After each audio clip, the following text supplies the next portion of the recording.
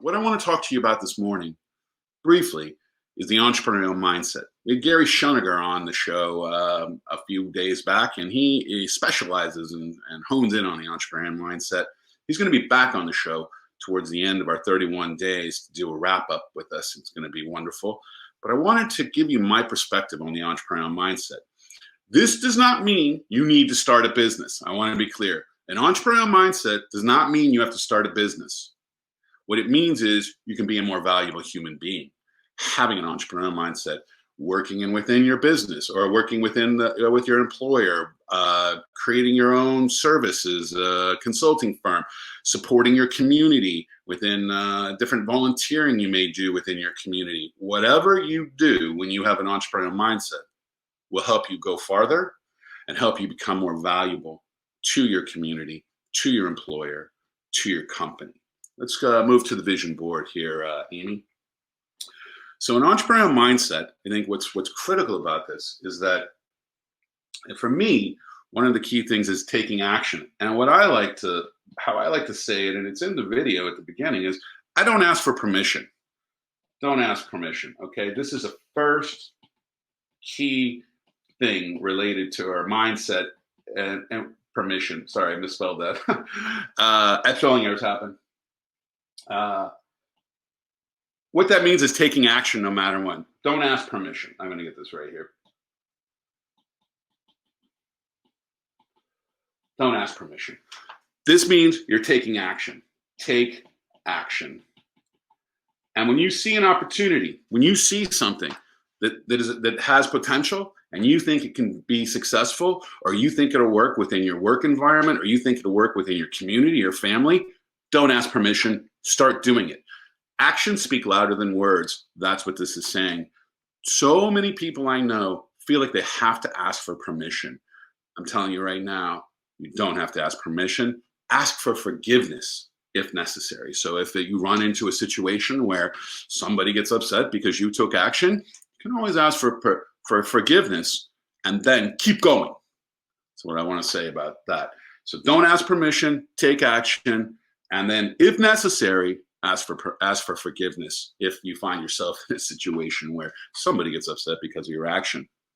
The other thing that's critical about entrepreneurs and what makes them more successful and more valuable than other people is they believe in themselves.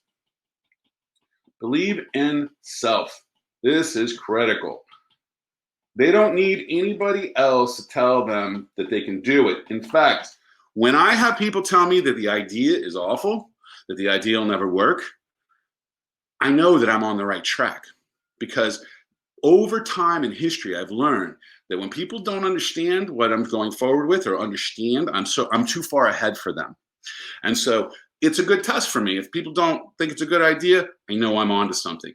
I believe in myself. I'm not exposed. I'm not affected by their input. I had a mentor and good friend, Jim East. I think he's living in Florida now, sometimes in DC. And he used to tell me, no kudzu grows on you. Kudzu is that vine. That's what I'm talking about. I believe in myself. Other people's influence doesn't influence me. I have like an invisible shell around me, and my own belief in myself that I can achieve and do anything is something that's very strong within me. That's an entrepreneurial mindset. You want to believe in yourself that you can do anything and then go do it. Actions speak louder than words in the first part. Yeah, so you got to believe in yourself. Sometimes you have to be willing to go through shit, right? I call it sausage making. You have to be willing to go through very difficult times. So you have to have strong intestinal fortitude. That's in your stomach, right? Intestinal fortitude. Strength. Strong intestinal fortitude. Let's draw some intestines because I think that'd be fun. All right, we got some intestines growing there. What this means is you have strength within inside yourself that can continue to go through difficult and challenging situations over and over and over again and get stronger as you go through this process. Intestinal fortitude is something that some people have stronger than others. I believe, and I've seen, it's a muscle that if you exercise it over and over again, it will get stronger. So having strong internal strength, a fire in your furnace that keeps you going. You got to keep that lit and on fire when other people are not on fire or aren't lit or aren't excited about what's going on. You, as the person with the entrepreneurial mindset, can help lead those people through any challenge, to bridge and overcome any challenge through your own determination and will. That's leadership. The other thing, and we've talked about this before, that resonates around an entrepreneurial mindset, and this is important, is that you learn to be comfortable being uncomfortable. There are so many situations you're going to put yourself in as you stretch yourself with an entrepreneurial mindset that are going to make you uncomfortable. I've gotten so good at being comfortable being uncomfortable that when I'm not uncomfortable, I'm uncomfortable. So if things are too smooth, things are too nice, and things are going too well, I wonder what's going on, what's happening, and there's no dynamics. It shows me I may be getting stagnant, actually. And what I've learned is when those times when I'm feeling myself slowing down or things are going really smooth and well, I'm wondering if I've gotten complacent or if I'm getting too comfortable in my spot. And so I start looking for those opportunities to start stretching myself in new directions and putting myself back in an uncomfortable situation that then helps me grow, get stronger, and move forward. Again, getting comfortable, being uncomfortable is a key attribute of an entrepreneurial mindset. We've heard it before from a number of entrepreneurs that have been on the show, and especially those that are successful, branching out, starting additional businesses, doing more things. They believe in their hearts anything is possible. Anything is possible. Now, this is not some pie in the sky situation. This is not where I'm just floating around thinking, oh yeah, anything's possible and it's going to come to me very easily with no challenge and no effort. That's not the case. Anything is possible when you believe strong enough with all your heart and are willing to work hard enough to make the impossible possible. That's the trick. Are you willing to work hard enough to make the impossible impossible? Because it can happen. So anything is possible. And what you want to do is, if you're willing to work hard enough,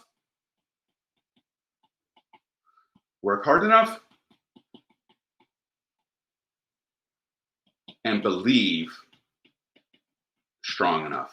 This is the key.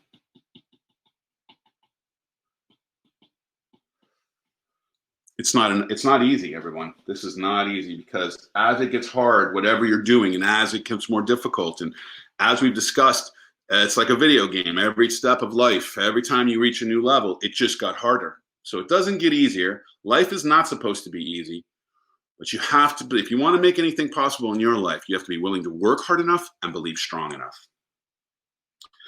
Now, entrepreneurs are a unique breed in that they truly believe in giving back.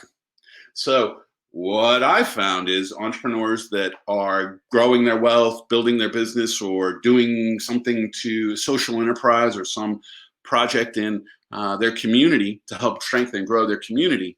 These folks, what they do is they go around and they inspire people and they give back.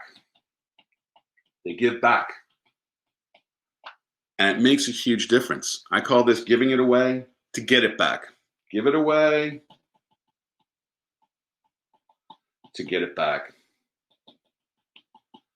Some people call it paying forward, but entrepreneurs, really, really strong entrepreneurs, are ones who are very believing in that they're making a difference. They're putting a dent in the universe. They're tattooing. And part of their reason for growing their business, for doing whatever it is they do, is to give back. So they're giving it away to get it back. This is powerful stuff, because the more you give away, the more you get back. The more you contribute, the more value you create, the more value you get back. It's a universal truth. And so a lot of people feel like they have to hoard and protect what they know, that there's a scarcity mentality to their mindset. In reality, an abundance mentality will get you farther, and that when you give away, you get back.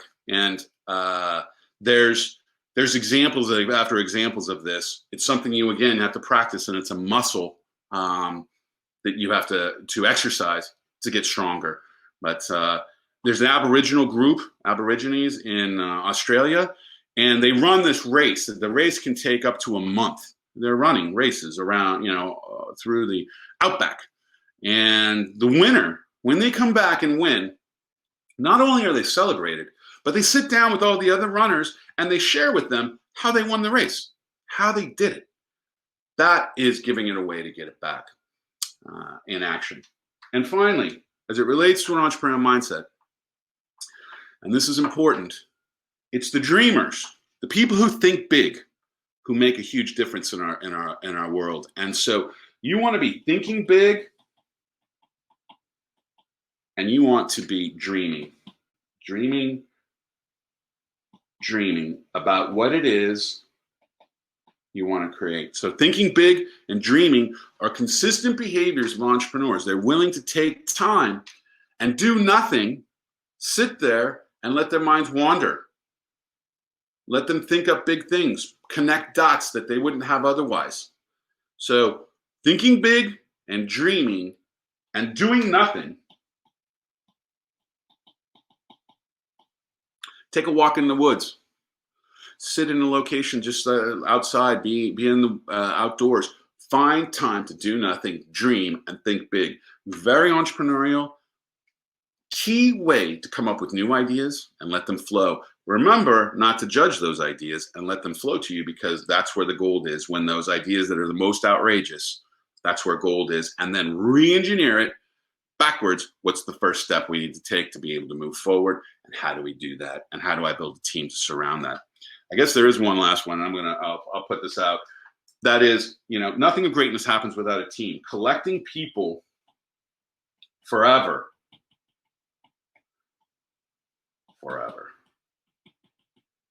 You want to be identifying, and when you meet people of value, or people who are interesting, or people who could advise you, or people who you find that could be excellent at finance, or they're great at sales, or they're a good coach, or they're a great mentor, or they've got some specialty that you really are looking for, collect those people.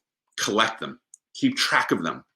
Amy Campbell, working right now with me as a producer of 31 Days to Peta 2, has been in my life, and we've been working together and collaborating now for over 10 years, maybe 15.